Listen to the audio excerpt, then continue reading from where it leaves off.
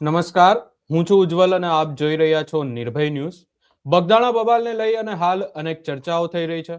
આ તમામ ચર્ચાઓની વચ્ચે હવે એક લીગલ ટીમની રચના કરવામાં આવી છે. આ લીગલ ટીમ આજે જે નવનીતભાઈ કે જેમની ઉપર હુમલો કરવામાં આવ્યો હતો તેમના ઘરે પણ પહોંચી હતી અને ત્યારબાદ હવે આખી સમગ્ર બાબતને લઈ અને આપણે આજે આ મુદ્દો સમજવાનું છે અને આ મુદ્દો આપણે સમજીશું એડવોકેટ કિશન મેર પાસેથી. મારી સાથે હાલ એડવોકેટ જોડાઈ ગયા છે. સર, નિર્ભય જી ન્યૂઝમાં નમસ્કાર. સ્વાગત છે આપનું. આભાર. નમસ્કાર.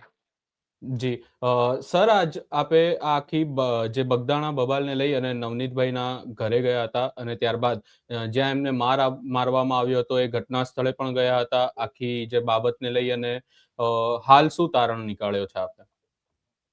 જી ચોક્કસપણે અમે નવનીતભાઈની પણ મુલાકાત કરી હતી અને જ્યાંથી ઘટનાની શરૂઆત થઈ ત્યાંથી સંપૂર્ણ ઘટના કઈ રીતે બની તેની બનાવવાળી જગ્યાથી લઈ તમામ વિગતો એકઠી કરી હતી અને ક્યાં ને ક્યાં કઈ રીતે ઘટના બની તેનું અમે એક તારણ કાઢ્યું હતું કે આમાં શું શું આગળ થઈ શકે અને કેવી રીતે થઈ શકે.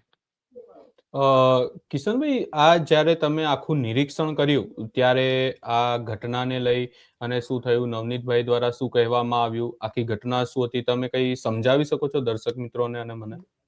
જી ચોક્કસપણે શરૂઆત થઈ હતી કે નવનીતભાઈના દીકરા મોનિક નામ છે તે ટ્રેક્ટર લઈને જતા હતા અને તે ટ્રેક્ટરની ચાવી આ આરોપીઓ દ્વારા સ્નેચિંગ એટલે કે ખેંચી લેવામાં આવે છે ટ્રેક્ટરમાંથી ઊભું રખાવીને. જી. એટલે કે સ્નેચિંગ કરવામાં આવે છે, કોઈ વસ્તુ જૂટવી લેવી એમ. ટ્રેક્ટરની ચાવી જૂટવી લેવામાં આવે છે અને ત્યાંથી નાસી જવામાં આવે છે. પછી આ ઘટના આખી ઘટે છે એમ. એટલે આમાં અત્યાર સુધીની એફઆઈઆરમાં સ્નેચિંગનો ઉમેરો નહોતો થયો. કોઈ પણ વસ્તુ ખેંચી લેવી અથવા જૂટવી લેવી.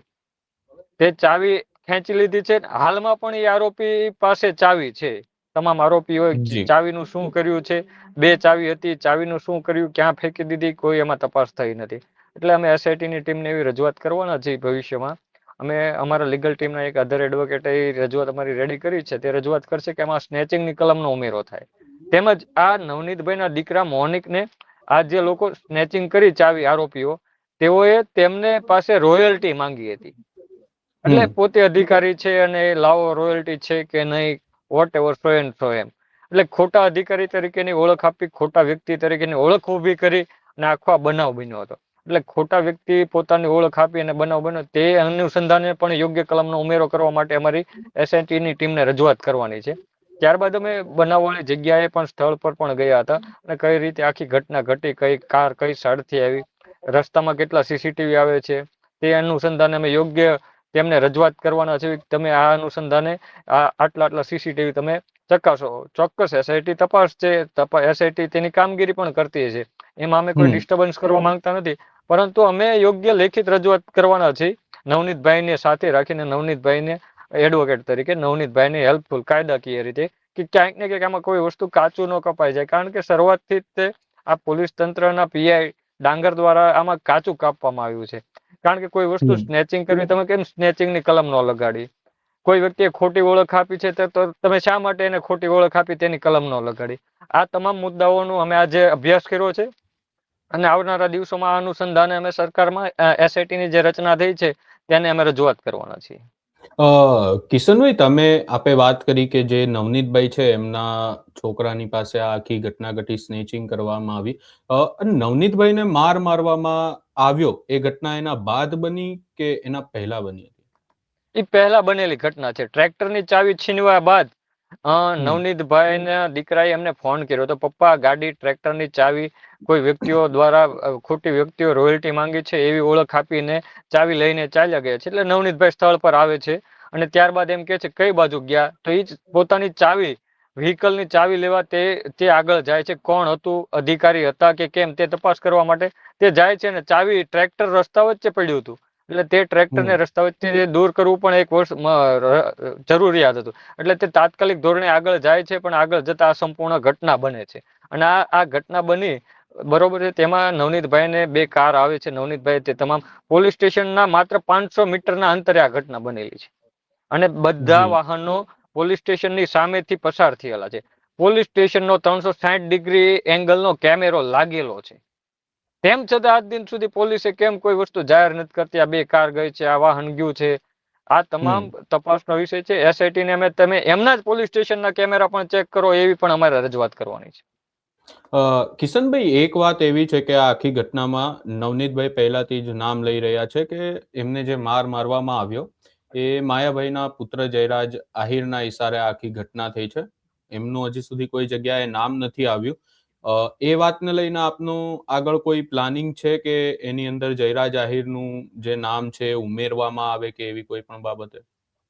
જે ચોક્કસપણે એ શંકાસ્પદ વ્યક્તિ છે, કારણ કે જે નવનીતભાઈ એક હોટલના સીસીટીવી માટેની રજૂઆત કરી હતી પોલીસ તંત્રને કે આ હોટલના સીસીટીવી ચેક કરો, હું જે વ્યક્તિનું તમને નામ આપું છું એ વ્યક્તિ તે હોટલમાં હાજર હતા, પરંતુ તે હોટલના કોઈ પણ મેનેજમેન્ટ કે કોઈ પણ કંઈક ને કંઈક મિલીભગતને કારણે, બરોબર છે, આ એવી ઘટના બની હતી કે જે સીસીટીવી હતા તે ડિલીટ કરી નાખવામાં આવ્યા, બરોબર છે, અને એ હોટલના સીસીટીવી ડિલીટ થઈ ગયા તો પોલીસ તંત્ર દ્વારા કેમ એ હોટલ વિરુદ્ધ કાર્યવાહી ન કરવામાં આવી, એ શંકા ઉપજાવે છે. ત્યારબાદ એક વિડીયો વાયરલ થાય છે.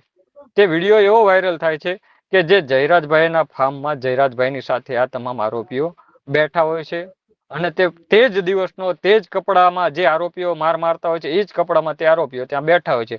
જો આરોપીઓ ત્યાં બેઠા હતા તો શા માટે બેઠા હતા?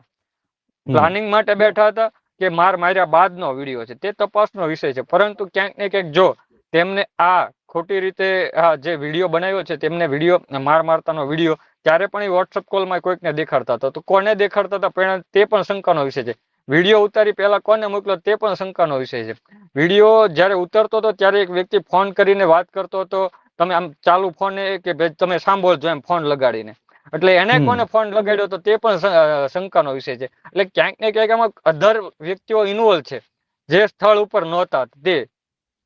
એટલે ક્યાંક ને ક્યાંક આમાં કઈક કાચું રંધાઈ રહ્યું છે, અથવા કોઈ આરોપીઓને બચાવવાનો પ્રયત્ન થઈ રહ્યો છે, સ્પષ્ટ છે. કારણ કે જો 3 વ્યક્તિઓ એક વિડીયો ઉતારે, એક વિડીયો કોલમાં વાત કરે, એક બીજો અધર વ્યક્તિ સામાન્ય કોલમાં વાત કરે, તો આ તમામ વસ્તુ વિડીયોમાં તમારી નજર સામે છે, તો તમે શા માટે મુખ્ય આરોપીને બચાવો છો? જી, આગામી સમયમાં આ આખી બાબતને લઈને આપનું શું લીગલ ટીમનું શું પ્લાનિંગ છે? કઈ રીતે આગામી સમયમાં અપ્રોચ કરવામાં આવશે આખી બાબતને લઈ? જી ચોક્કસપણે અમે હાલ તો એસઆઈટીની તપાસ ચાલી રહી છે, એટલે અમે એમાં કોઈ ડિસ્ટર્બન્સ કરવા માંગતા નથી. પરંતુ જો ક્યાંક ને ક્યાંક આમાં કંઈ ઢીલાસ રાખવામાં આવશે તો અમારી લીગલ ટીમ સંપૂર્ણ રીતે ન્યાયિક રીતે કાયદાકીય રીતે હાઈકોર્ટ સુધી લડવાની પણ સંપૂર્ણ તૈયારી છે. તેવી અમારે નવનીતભાઈ જોડે પણ ચર્ચા થઈ ગઈ છે કે જો ક્યાંક આમાં ઢીલાસ છે તો સરકારમાં સાથે સરકારને પણ રજૂઆત કરશું અને હાઈકોર્ટ સુધી પણ લડવાની સંપૂર્ણ તૈયારી છે. જી જી, આ સમગ્ર બાબતને લઈ અને આપ અમારી સાથે જોડાયા એની માટે આપનો ખૂબ ખૂબ આભાર. જી આભાર. જી, એટલે કે હાલ આ આખી સમગ્ર બાબતને લઈ અને લીગલ ટીમ દ્વારા પણ નવનીતભાઈને મળવામાં આવ્યું છે.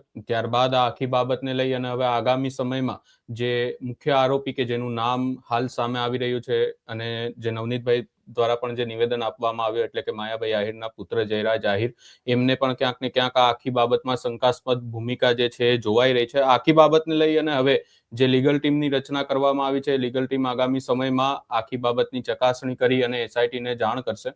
આ સમગ્ર બાબતે આપનો શું અભિપ્રાય છે એ અમને કમેન્ટ કરી જરૂર જણાવશો, અને અમારી ચેનલ નિર્ભય ન્યૂઝને લાઇક, શેર, સબસ્ક્રાઇબ કરવાનું ભૂલશો નહીં.